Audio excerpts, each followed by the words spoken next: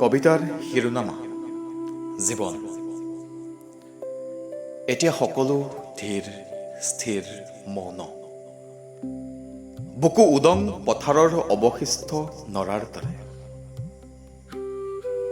সেই ৰং সেই বেৰং ফাগুনে দিয়া উপহাৰ, হৃদয়ত বিষাদৰ দীৰ্ঘস্থায়ী আচুৰ লৈ। এতিয়া পোৱাক লৈও নকৰোঁ সুখ, নোপোৱাক লৈও আৰু নকৰোঁ দুখ।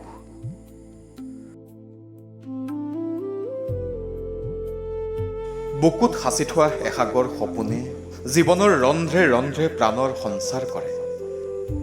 শীতৰ সেমেকা দিগন্তকো নেওচি সপোনৰ বিচ্ছৰিত কিৰণ, বাৰিষাৰ জীপাল ধৰা আৰু শেৱালিৰ শুভ্ৰ দলিচাতচোন লেখ মানুহ কলুষতা নাই। যিয়ে বিষণ্ণ মনত ৰঙৰ সঞ্চাৰ কৰি তেজে গাল ফুটো ফুটো কৰে।